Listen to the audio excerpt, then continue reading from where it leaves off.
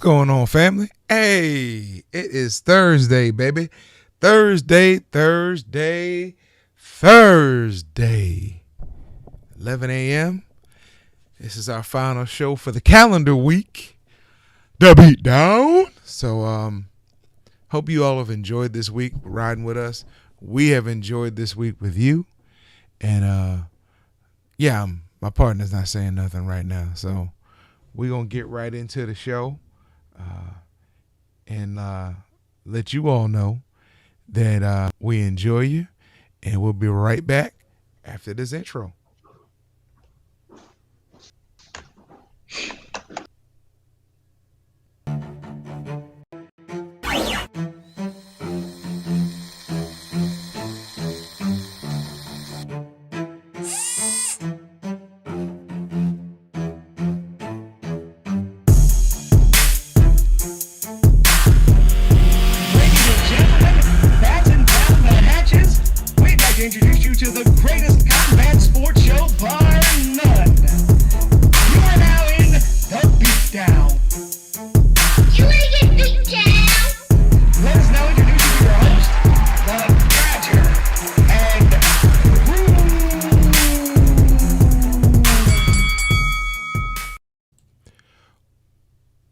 What's going on, family? What's going on? Hey, that light just came on.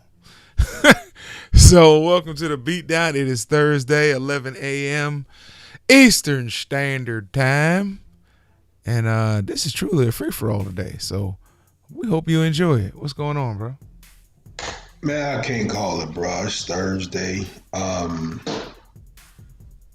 Ready for what comes next, ready for this weekend. Got some decent fights up. But more importantly, man, just happy to be here on this podcast. What you doing? We do best. That's talking some good game. What do you think about the recent comments about from Canelo saying that he has to admit that Floyd Mayweather was right, and when he said about Oscar De La Hoya being completely disloyal? I know this stems back about 2 years, but Canelo had recent comments on that as well.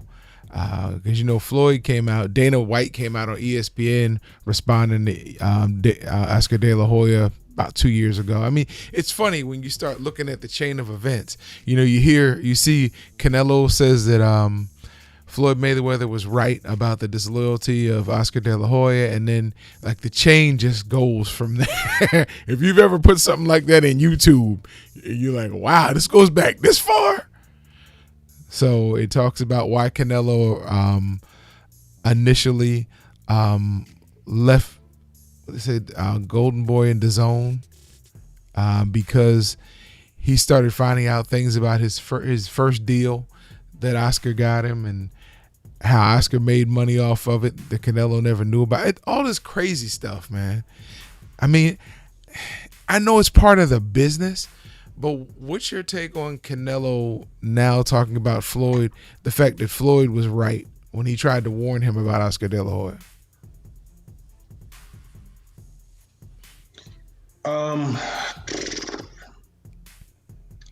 Look, you gotta live and you learn, right? I think Canelo did what he had to do. I think De La Hoya being who he was in the Latino or Hispanic community, what have you, I think that was critically as important. I think Oscar being one of the biggest athletes on the planet, we ain't really talk about what he did for boxing in the Mexican American community in LA, but just being one of the biggest stars in sports, Canelo had to do that, bro. That's no different than, listen, I would not be surprised, bro, if in a few years from now, if you hear Gervonta Davis say something similar about Floyd Mayweather.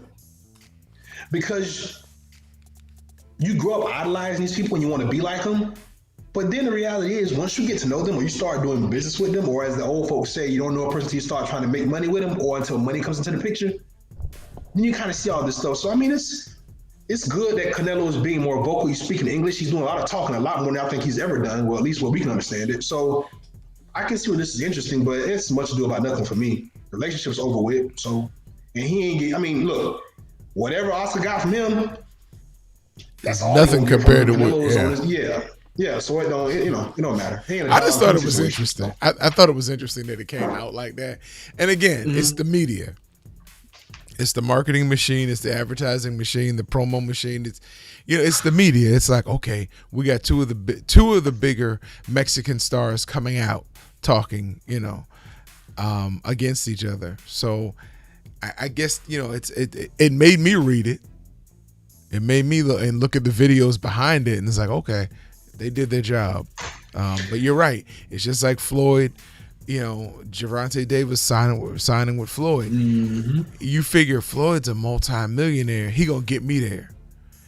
I like it. And we've seen the disagreements. I'm sorry, bro. Yeah. No. I'll wrap it up quick. I like in that the people that voted for Donald Trump saying he was a billionaire, and because he's a billionaire, he gonna make them billionaire. And I'm like, I'm gonna get some too. I'm like, I'm talking to you through the drive-through window. Literally. Unless you have a plan in place, nobody's gonna get you anywhere. Go ahead, bro. Yeah, nah, but just real quick, like you said, and we've already seen the strife between Mayweather and Tank. Yeah, we already know the public stuff that's been going on. Tank speaking with his daughter, money issues, just them saying things about Tank saying things about Floyd. I don't know what Floyd really ever said about him. I'm sure I could find something if I dig, but yeah, it is what it is, man. I think Floyd is banking on the maturity level of Tank rising. Now we don't know what's going on behind the scenes, but if I'm remotely close to being correct, Floyd's looking at the profitability of Tank Davis down the line. If somebody can at least keep him on track, and he's looking at possibly, you know what? I'll take that because I said stuff about people. If I can just keep him on track until his maturity level rises, keep him out of enough trouble till his maturity level gets to where it needs to be, we can squash and wash all this stuff out and continue a profitable relationship. That's just. Oh, is that my correspondent? What you say, bro? I said, is that my correspondent? Nah, I don't know what's going on over there, man. That's Fancy Mac. One of these days, you're going to bring her on the show. One of these days. Is she going to take over? Let's not bet on that, but it's a possibility, bro. All things are possible, right? So, bro, we got a UFC fight this weekend. I'm more intrigued. Listen, I'm going to tell you what my problem is, bro.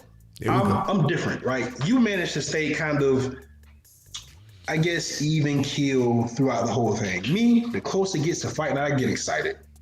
And I know that this card is, on the outside looking in, doesn't appear to be what the other cards of the last few weeks and months have provided us.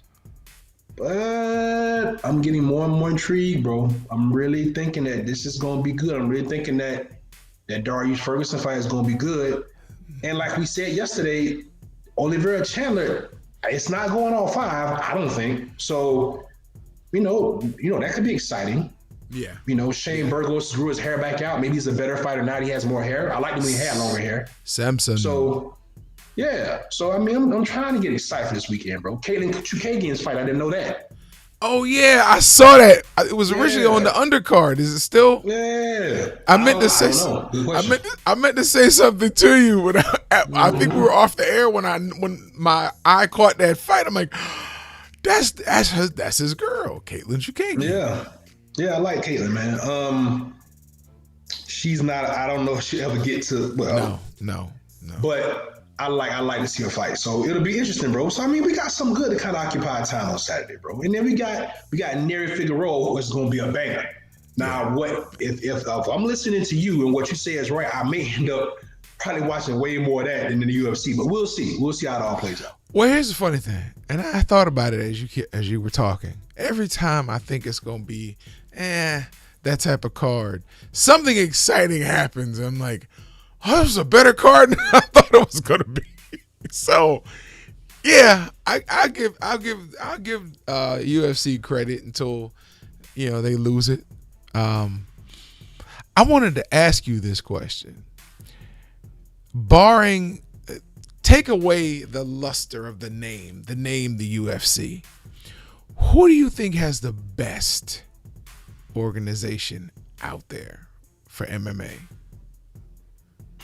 If you could direct your fighter, what you do work with an MMA fighter, if you could direct him and you had your choice of Bellator, ONE FC, PFL, or UFC, where would you send him?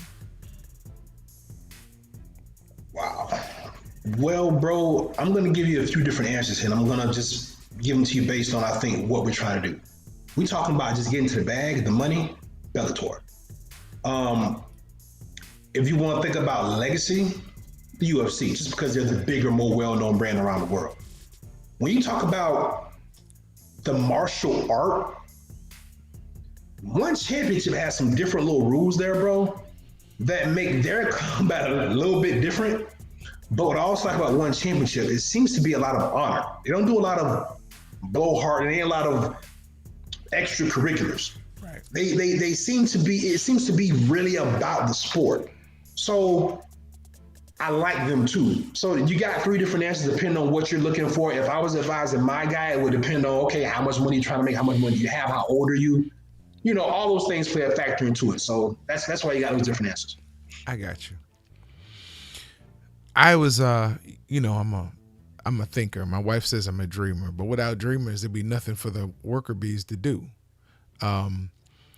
So dreamers and doers, but they work in tandem. They do. You need them. Some people are dreamers and doers. Some people are just doers. Some people are dreamers. When they make a connection, boy, they can set the world on fire. So in my state of dreaming, I kept thinking about the Champions League of fighting. And it goes back. It kind of is a hybrid of what we have going on now in the old style of the UFC. But it would be every organization submitting their champions every 2 years to a tournament. Now, you'd have to make it profitable. Like say you were fighting for each division's fighting for a bag of 15 million or 10 million over a span of a month. So it's really an Iron Man's fight league, but it happens like every 2 years, because I don't think they would submit their champions every year, because it would kind of mess up what they're doing in their schedule.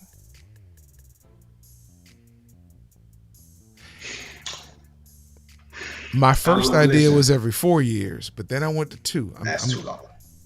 Well, I mean, you think about how they schedule their fights, and their champions don't always fight twice a year. They're supposed to fight 3 to 4 times a year, but they don't always fight that much. So if you're Dana White, do you take a Davison Figueroa, who's a flashy star beating people in the UFC? Do you submit him to that tournament where he may run up against the same type of guy that Mighty Mouse hit in ONE FC? I think it would be great for the fans. It would be great bragging rights for the organizations that win. But then I like it, bro. I like the concept. They're not going to do it because of what's going to happen. If my best fighter beats your best fighter, and who's the best fighter? Well, not who's the best fighter, who's the better organization? Now, we know if you take the top 15, maybe let's say 20, make it even round number 20. UFC's going to win every time. You just have a deeper field to play with. Now, you start talking about the top 5 guys from each division, from each promotion. That's a problem. Or even the one, or just one. Yeah, just the one. You submit your champion. That's all you do. Yeah. It's hard to go into battle with just one, because that's kind of like what movie was it? Troy. Remember Troy, where he's like, look, instead of all these people back here getting slaughtered, just send your best, and I'm gonna send my best. Now, what he didn't know was that King Agamemnon was going to call it Achilles. He didn't know that. And what subsequently happened was, if you never saw the movie, was Achilles went there and just made really short work of this big, huge, giant guy that probably was killing everybody before Achilles showed up. Made quick work of him, and that was it. The war was over. So, yeah, I mean, that would kind of be, but that's got to be a hard pill to swallow, bro, if you're UFC and your top dog is beat by a PFL guy.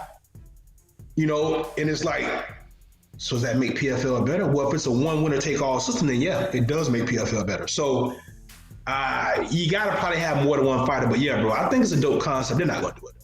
And that's too much like right. Yeah, that's too much like right. I just think it would be a dream, and you do it over, because if you only have four fighters, and you have to do it for men and women, from each weight division, you can run that thing in a month. You really could, unless somebody got severely injured and could not compete at the end of that month in their tournament. But it'd be like a 3-day tournament, Friday, Saturday, Sunday. You have 4 fights or 8 fights a night, men's and women's.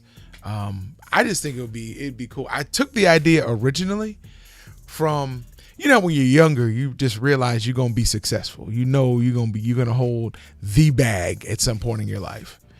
And I kept thinking this would be a great idea for a brigade style tournament for collegiate wrestlers.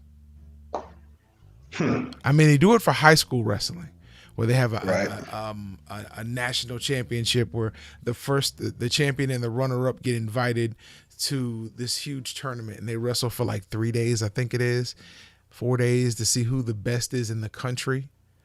I don't know if they get scholarships on that or if they just get a medal. I kept saying when I first heard about it, I was like, I would love to have the bag to offer a scholarship to them. But this isn't a new concept. I just think it would be kind of cool for all the fighting organizations to get together. But like you said, they're not going to do that. Plus, it opens the door to other things. It opens the door to cross-promotional fights. And if you're the UFC, you're holding the bag right now. You don't want to give exposure to ONE FC, who has probably more money than you in their organization. This is what I'm learning. They have a lot of money in ONE FC. Or Bellator, who's been a thorn in your side since Jump. So, yeah. Thorn in your side. So, all right, bro. I'm not gonna beat the dead horse on that, but I just thought that I just wanted to ask you that question because it's been on my mind, and I just haven't asked the question. But I thought it'd be a great thing, and maybe one day when you decide to open up your checkbook, we can do that. I gotta get a checkbook first, bro. You're showing your age. Listen, bro. I gotta talk about this, and I know you're secretly happy about this because you're that type of guy. Stop. So I'm gonna bring it up because we talk about everything on this show. They dropped the NFL schedule yesterday, bro. I know you was looking. I know you was watching. I know you circled a few games on your radar. But let me be the first to tell you, though, I've been the butt of all the jokes since yesterday. All my homeboys is sending me their screenshots of when they play Jacksonville. They circling that day on their calendar. I'm like, yo, this is ridiculous. Like. But with all due respect, we've earned that right to be disrespected because we brought in Tim Tebow. Yeah. So, yeah, I'm here for all the jokes. Y'all dog power, bring them on. I'm still going to be a Jaguar, Duval all day. It don't matter. Our uniforms look better than yours, and we got a pool at our stadium. So, with that being said, bro, that's all I can offer. And you can walk in at game time and get a ticket on the 50-yard line. So not so fast, my friend. That's why we brought in Tim Tebow. We're gonna sell out every home game and the one in London. We got baby Jesus with us. It's gonna work. Y'all got a good shot at the first game, because who knows who Houston's quarterback's gonna be? We know who it ain't gonna be. We know who it ain't gonna be. Right. He'll be getting a massage at the time. Come on, man. You gotta relax, bro. Whatever, bro. You gotta relax. That was so necessary. It was. The fact is, we know this man is probably innocent. Especially when the prosecuting charges have been filed. Right, especially since the attorney representing all these women are the best friend of the owner of the Texans. Yeah, that's always the case. So, but they don't want to keep talking about that. It's like when an ESPN analyst brings that up, they're not on the show the next day. They're on vacation. It's like not to get off on a tangent about Deshaun Watson, but as Amir, have we just been hearing less about it? Huh. We hear about Aaron Rodgers every day, but we don't hear about Deshaun Watson. Right. Yeah. I don't know if they got enough to sustain. They've ruined his image now. They've completely ruined him, so his career may be done as we know it, or at least it's a starter. I don't know if any team's going to touch him, at least not right now anyway. So they've completely sabotaged his career unless they're willing to do a mommy makeover and get him back right and bring him back to Houston, which was really what they wanted to do, but I don't think he played dead for them, and deservedly so. Listen, what they did was they made his price cheaper for other teams. That's what they did. If somebody pick him up. Somebody will pick him up. Nobody picked up Vic. Not right after. Well, he went to jail. Exactly, for 2 years. But when he came out, he went to Philadelphia. Yep, and Deshaun Watson may be in purgatory for a couple years before somebody touches him again, bro. No, there's always a Bill Belichick in the league. It was a Bill Belichick when Michael. Listen, it was great coaches when Michael Vick was around, and he was one of the best, most dynamic athletes in all of football. Deshaun Watson ain't Michael Vick, and Michael Vick killed dogs. This man is allegedly raping women. Well, Michael didn't kill him, but yeah, the fact is, Michael Vick, they took him, they sent him to prison. So, coach, they didn't have to pick him up. And then by the time he got out of prison, the NFL had decided that Andy Reid would take him in Philadelphia. This was orchestrated from jump. Well, here's the thing. Michael Vick was taken to jail for something that most people would probably get out with community service and a fine, right? Right. A hefty one. Right. But they punished that man by sending him to jail in the prime of his career, missing all of his money. He got out, he was flat, bro. We've heard all the stories before. We know what happened. They did it 30 for 30 on him. Yeah. Michael Vick is black. Deshaun Watson is black. I just don't know if he'll get a pass, bro. But hey, only the time will tell. We'll be around to see what happens. Listen, y'all, second game is going to be against the Cardinals. How you feel about that? And I don't feel good about any of the 16, 17 games on our schedule, to be honest with you. Oh, wow. Any of them? Well, bro, who am I supposed to be confident of us beating? The Texans, because they ain't got a quarterback? Yeah. What quarterback? What are we talking about here, guys? Like, he's a rookie. We don't have a quarterback. Man, look. Man, stop talking about football, man. Let's move on to something else. Before we get off football, I'm sorry. Your Tampa Bay Buccaneers have stolen the show, my friend. Stop.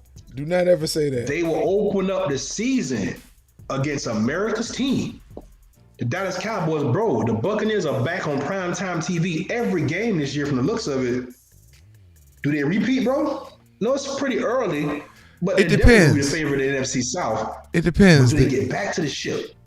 The Super Bowl is going to cost them more money this year than it did last year. Ooh. So, whatever. Somebody brought up an interesting point on YouTube. They brought the correlation of the Chargers and the Bucks. The year before your man crush Brady got to Tampa went 7-9. Last year, the Chargers went 7-9. Last year, the Super Bowl was in Tampa. The Bucks hosted it and won it. This year, it's at SoFi Stadium, home of the Chargers and the Rams. But the Chargers are the one in focus.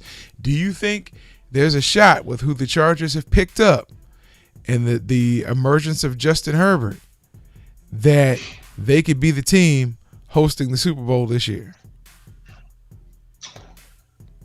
How many ways can I say no? That'll do. Hell no. Listen, I'm a Justin Herbert fan. Like, we talk about him a lot. Like, he is, I like him at Oregon. Yeah. But I didn't expect him to be like this, at least not this early on. But this kid is special, bro. But his team ain't that good. They don't have the pieces, bro. And look, they got to get through the Chiefs, bro. Yeah, that's they what got to get through the Chiefs. Chiefs. And now, the Raiders, I mean, the Broncos are down, but the Chiefs going to be ready for blood. And you got to think that the Raiders are probably going to be a little bit better or at least comparable. I don't know if they... The Broncos are down now. Out of AFC. AFC West. The Broncos are down now because they need a solid Yeah, quarterback. the Broncos are down. The Now, Broncos are down. Yeah. if they end up with Aaron Rodgers before the start of the season, that turns their season around. But where's their defense? It's adequate. See what I'm saying? And you're right. It's adequate. The league is different. It's adequate. Okay. I mean, it's a pass. Listen, it's an offensive league. So, Yeah. I mean, yeah, maybe with Aaron Rodgers, maybe they become contenders. Listen, Yeah, I look at this for what it is. The 85 Bears defense made McMahon look like he was an all-pro quarterback because that defense was so dominant. The offense stayed on the field. That defense was just that dominant. They could score. They could hold people. They were just dominant. When you look at when the Packers won the Super Bowl with Brett Favre, they don't talk about that defense. That defense was amazing. The 2 Super Bowls the Giants won under Bill Parcells. Wasn't Reggie White on that defense? Yeah. Yeah, that's what I'm saying. What are we talking about? What I'm saying is your defense, if you let me get through, the Giants, when Bill Parcells coached there, Phil Simms was never an all-pro quarterback or a world beater. Neither was Jeff Hostetler. But when you have Carl Banks and Lawrence Taylor and you got that defense, yeah. They shut the other offense down. Harry Carson.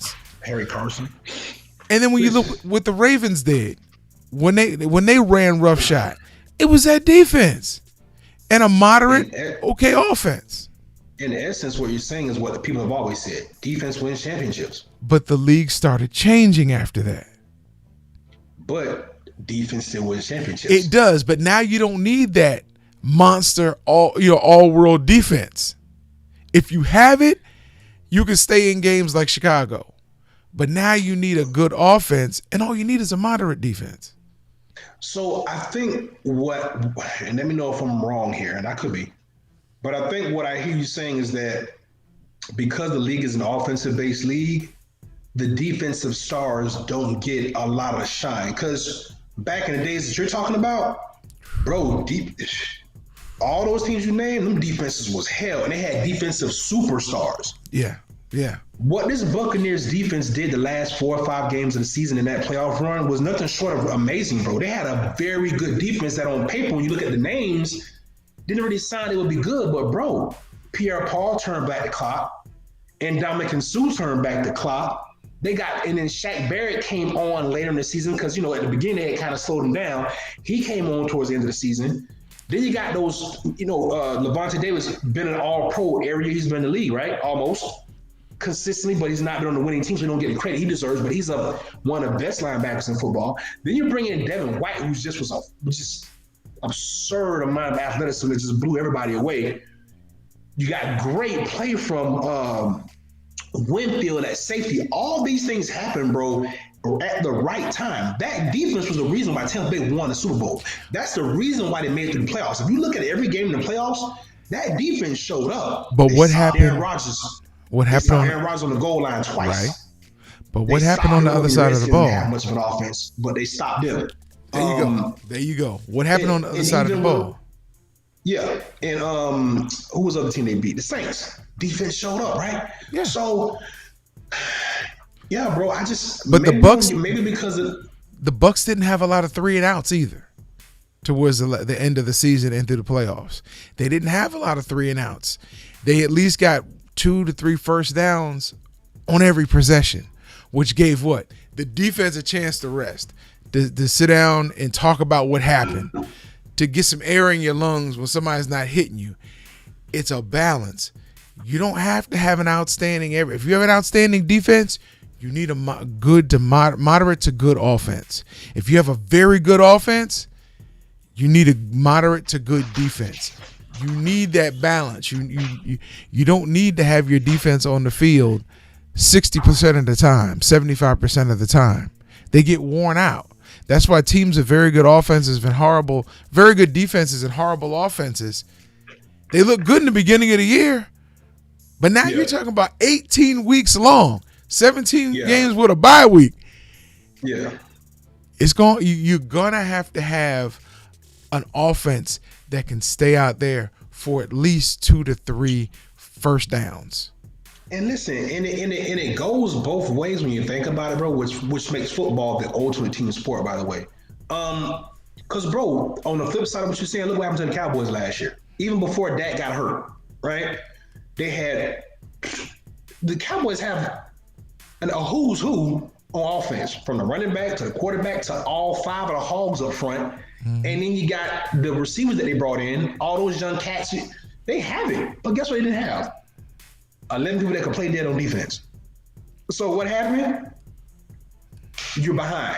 Right. You're behind. So you can't use Zeke now. Now they completely take Zeke off the board. Now you got to throw the ball 35, 40 times. You don't have Michael Irvin and Alvin Harper. Well, Dak is a good quarterback, but listen, the more you throw, the more chances you take, the more opportunities you have to turn the ball over. So you need a balance. So yeah, you're right, especially on offense. But yeah, with no defense, you ain't got a chance either, bro. If you have an offense like Kansas City, who can take their time and score or score at will, when their line was healthy, offensive linemen became so. Why you bringing that up, bro? Listen, now I gotta say it. Listen, offensive linemen, people understand just how important they are after watching that Super Bowl. And that's what I was about to say. I don't know why you brought it up, because we're not haters on this show. But boy, that looked bad. It was like, wait, they got who? Wait, both of them? On both, one on each side? Come on, man. That's a recipe for disaster, bro. On any level, high school, college, and the pros. You lose your 2 bell cows on any offensive line, and you lose any of their starters on the offensive line. It's tough. And they either lost a guard or a center. They had 3 of their starting offensive line out for the Super Bowl. 2 main focus were the 2 Pro Bowlers on the end, though. That was where everybody was kind of freaking out. Who they let go. Right. I'm like, why you let them go? They must have gotten really hurt or something else happened behind the scenes.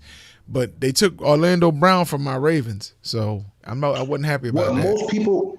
What most people don't know that never played football before is the offensive and defensive lines have 2 different personalities, and they're made that way. Defensive linemen are the meanest, nastiest people you ever want to come up against, but they're usually solo guys. They don't run in packs. Whenever you see offensive linemen, you see them together. They eat together. They hang together because they got to work together. They have a certain type of chemistry and relationship. When they get down in the trenches to trust each other on those calls, those audibles, those protections, slide left, slide right. People that don't know football, they know that exists. So yes, when you remove one piece, that armor that you had, that chain link that you had gets really weak, right? Now you take 2 pieces off. Now that chain is even a chain. Right. At this point, is it a rope? So yeah, bro, them losing the lineman, that's a big deal. And that was something that they glossed over very nice. And I may have to differ with you on one thing. I don't think defensive linemen are the nastiest people. I think offensive linemen are the nastiest because we get hit on every play. There's no stunting. There's no rotation. We get hit on every play. And it creates you create ways to get an advantage on those defensive linemen. And when I talk about dirty play, even the nicest offensive lineman I've ever met fell victim to being part of some dirty play. Listen, let it be noted here for everybody to hear, for everybody in the church to see. Oh Lord. Both of us played football extensively, bro. It's a different game. Yeah. In the trenches. Yeah. You have to be built different. Yeah. Bro, you have to be built different to be a linebacker. Yeah. Look, it's football, but there's nuances and differences within the game. But I will say this, when I say nasty, I mean all the way around. Y'all play dirty when y'all have to, but defensive linemen pride themselves on just being assholes most of the time.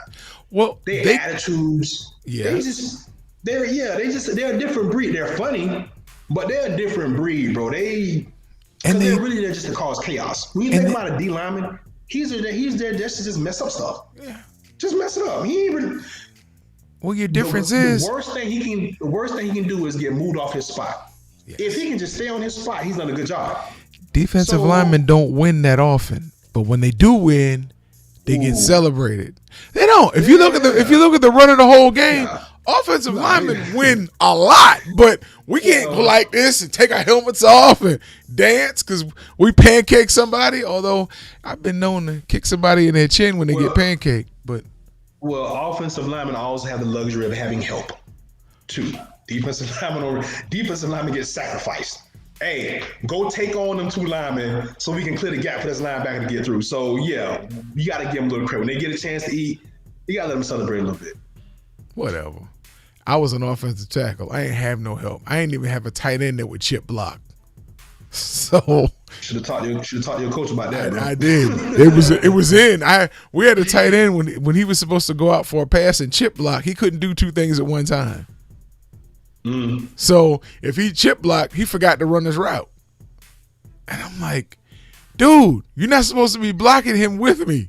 Get into your route. It worked one time because the defense said, oh, we thought this was a flat route, but nobody's in the flat. So by the time he got in the flat, the quarterback had scrambled out. Nobody was out there waiting on him. It was perfect. But, and in each offensive line position, just like I've played defensive line as well, each position calls for a different mentality. And that's why when people say, oh, well, you play guard, you can move him out to tackle. That's a whole different technique. It's a whole different mindset. Most guards help. They help block. They pull. They get up on a linebacker, depending on the defensive scheme. Offensive tackles typically have somebody on them every play.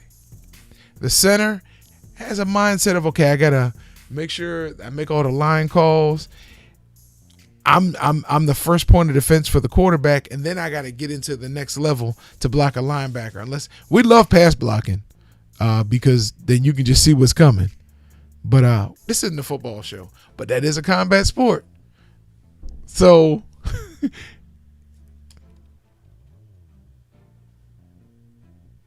can't hear you. Can you hear me now? Yeah. Okay. It's not Spectrum again, is it? Man, get me started on people.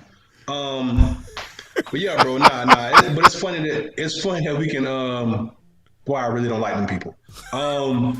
But it's funny every chance we get, bro. We get a little football on the show, man. It's much needed and appreciated, bro. Give our audience a breath of fresh air. We gonna talk about other things, but football is near and dear to us.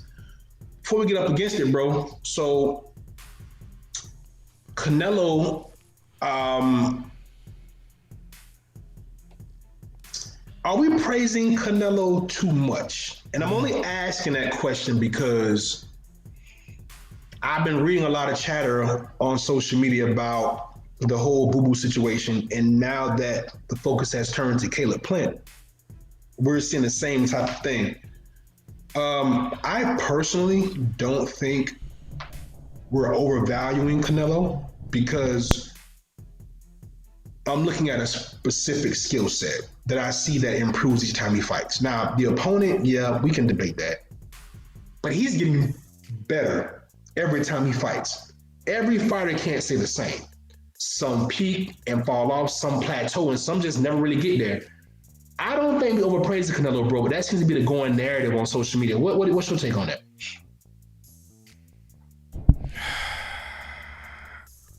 Boy, I wish you hadn't asked me that question. Because I used to think we really did overvalue and oversympathize and give Canelo as many passes as he wanted. But it's not that often that you see a fighter who dominates, and I'm going to say the heartstrings, in 2 major countries. Canelo is not just the biggest fighter in Mexico. He's the biggest fighter really in the United States. Or else he wouldn't be able to come here and sell out arenas in Vegas and in Texas. And I don't care how close Texas is to Mexico. If he wasn't a big fighter here, he wouldn't be able to sell out Texas Stadium or AT&T Stadium. He's going to get passes, whether we believe they're justified or not. He's going to get leniency, whether we believe it's justified or not. You got a lot of African American or black podcasters who don't give Canelo a pass. But on the major airways, he's going to get a pass because he's marketable. He's bringing money in. Everybody wants, and he's only 30. Because he's been fighting pro for 15 years. Most people think, oh, he's coming into the twilight of his career. No, this man is only 30. So they know they're going to have to deal with Canelo at this level, most likely for the next 5-6 years. So yeah, he does get breaks and passes that he shouldn't get. But it's the nature of the beast that we have created. Okay. I was just curious, bro. I mean, we both have been Canelo fans for a long time. Mm-hmm. And we both talked about that Floyd fight. We said, man, depending on how he handles that, bro, this could be the best thing that happened to him. We both said that on this platform, bro. Yeah. We talked about it several times. And guess what he did? He did just what a real champion does. He took that loss. Did you ever hear him complain about it? Did he say anything? Matter of fact, he went dark for what? For months, right? Yeah. He didn't hear nothing. Yeah. And then he came back and did what? Out, commenced to kicking ass. All I do is win, no matter what. Exactly. Forget taking lemons and turning them into lemonade. He took lemons and turned them into champagne. Because you don't see too many people walking around with an L. He's pound for pound the best in the world. And no argument. Mm-hmm. Mm-hmm. I mean, people were arguing with Wilder when he was the WBC champion with no L. Mm-hmm. You know, I mean, they're arguing between Bud Crawford and Earl Spence Jr. Who's the best in? But Canelo got that L sitting there. He's still considered pound for pound the best in the world. And that shows you how much that how subconsciously how high in regard the haters hold Floyd Mayweather. They don't even realize what they're doing when they do that. Mm-mm. You saying he's still the best in the world and he got a loss? Well, who beat him? Floyd? Oh, okay. Did he have the IV? No. Did he wait till Canelo get old? No. What happened? Well, he fought him when he was young. Oh, you mean when he was probably in the best physical shape of his life? Mm-hmm. Oh, okay.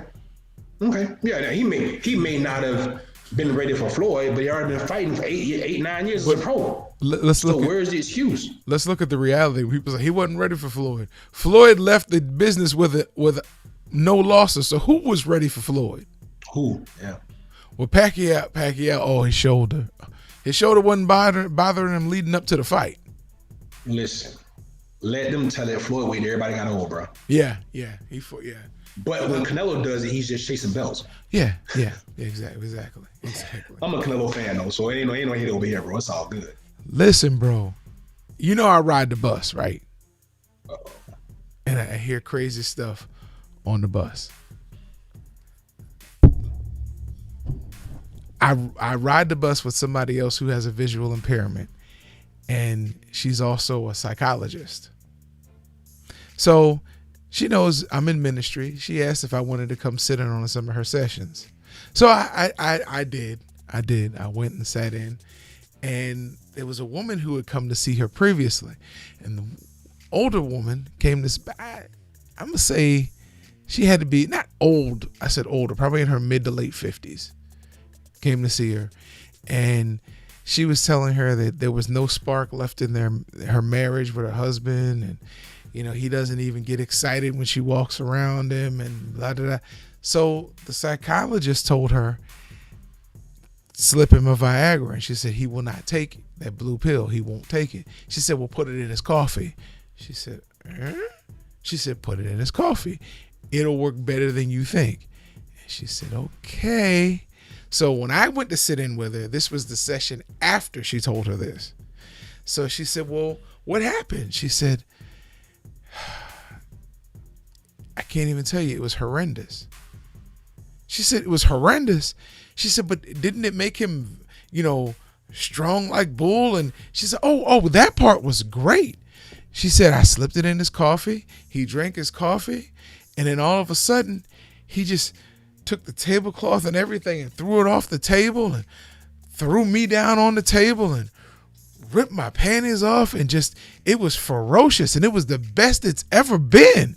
She said, well, what was the horrible part? We could never go back to Starbucks. So, saying, sometimes you hear stuff like that. Yeah, I appreciate it. Okay. And since it's Thursday, Listen, I know I'm a tough crowd, but you get a pass on that one. That was pretty good. I appreciate it. And since it's Thursday, I got one more for you. Okay, so this guy was sitting in this diner. He was a police officer, and he overheard this older couple talking in the booth behind him. And the husband looked at his wife and said, "It's our 50th anniversary." She says, "Yes, and you took me back to the diner we went to on our when we first got married." He said, "Yep." He said, "You remember when we went behind the diner and we had sex up against the fence behind the diner and it was just incredible?" She said, "Yes, I do." He said, "Well, you want to slip out the side door and do it again to mark our 50th anniversary?" She said, "That would be lovely." So they paid their bill and they slid out the side door, and him being a cop, he said, "I can't believe this is happening." So he said, "I'm just going to go keep an eye on him and make sure nothing happens. If anything happens, I can kind of intervene." So he slid out the side door behind him and he walked around the other side where they couldn't see him.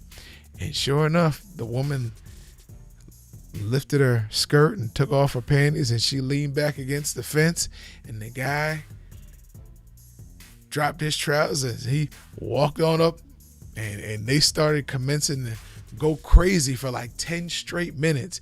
The cop was impressed. It was the wildest, most just they were more vibrant than 20-year-olds. And when they were done, they both just fell to the ground shaking. And he walked up to him and he said, "That was incredible. Are you all okay?" The guy said, "Yeah, but 50 years ago, that wasn't an electric fence." Okay. That explains the convulsions. Okay. That explains the convulsions. Yes. Yes. Okay. You don't have to laugh. I know inside I got you with one of them. No. That was you did pretty good, man. I ain't going to lie to you, man. You did pretty good. I appreciate that. I take my bow and walk away. So, yeah, there you go, man. All right, so now be up against it, man. We got the UFC Saturday night, y'all. Don't forget UFC 262. Prelims is always going to be ESPN Plus. ESPN pay-per-view will cover the fight. So you know that fight's going to start, I think, at 10 o'clock. So take a nap. Mom, take a nap so you can watch the whole fight. Although she did pretty good on the last ones. She made the whole thing. And hey, somebody told me there's some boxing Saturday night as well. That's what they said. And it's over on Showtime or something like that. It's on Showtime, yeah. So Showtime's got boxing at 9 o'clock, if I'm not, no, 10 o'clock. 10 o'clock. And you have pay-per-view, ESPN, a UFC Fight Pass will have Heather the Heat Hardy tomorrow night at 8:30. At 8:30. So if you get a chance, I know there's one fight that I'm missing, and it's on Saturday, or I think it's on Saturday. Oh no, it was the Terry Harper, the matchroom fight over in the UK, ladies. Terry Harper against I can't call the name, but yeah, I think that's the fight you're missing. Cause I know we saw, I'm missing more than that, bro. The Terry Harper fight against Hyun Mi Choi for the this women's WBA, WBC, IBO super featherweight title. That's gonna be on DAZN on Saturday. Check early because they are fighting in the they are fighting in the UK, so you definitely want to check early. It's also gonna be on Sky Sports, and that's fights from Manchester. So that's 5-6 hours difference. We got the Lewis Neri fight versus Brandon Figueroa. And then also on Friday, you got Jay Harris versus Ricardo Sandoval. That's gonna be. Oh no! I just got a note that event has been postponed. So just the Heather Hardy, Jessica Camaro fight's gonna be on Friday. So, hey, we got 3 fights, 3 boxing matches, and 1 UFC fight this weekend. Yes. And for those of you who were looking for 1 FC last night, there was none. That's why we didn't talk about it. All right, I'm gonna say hello to and shout out to my mom, my wife, my daughter, my pops, the red belly. And you know what? Shout out to people who are going through some stuff right now. We may not be with you physically, but we're with you in spirit. Reach out, checking on people like my partner tells you. All right, man. Yeah, man, we want to appreciate everybody for rocking with us today, man. Fighters Your Nation, man. Make sure you go out there and spread the love. My partner gave you the rundown all weekend. It's lots of fights to watch, so make sure you tune in so we can fellowship on Sunday. You can fight you just as smart as us. We talk about all the things we talk about all week and make it make sense to you on Sunday, man. Make sure y'all tune in to be 11:30. That's our different time on Sunday. But we'll be in our best. Make sure you come prepared. Check in with your people. It's wild and crazy out there. Shout out to Tim Duncan and Kevin Garnett for going into the Hall of Fame this weekend. Mine's Kobe Bryant's going to be a somber celebration, but hey, salutes to the GOATs. Happy 60th birthday to Dennis Rodman, the hustling man, the best rebounder of the basketball, and the guy that just had more hustle than anybody ever seen in sports. Ellen's show is ending next year. I don't know if we care, but maybe someone does. Until next time, we'll see y'all. Fire Nation. We out of here. Peace. I don't really care about that one.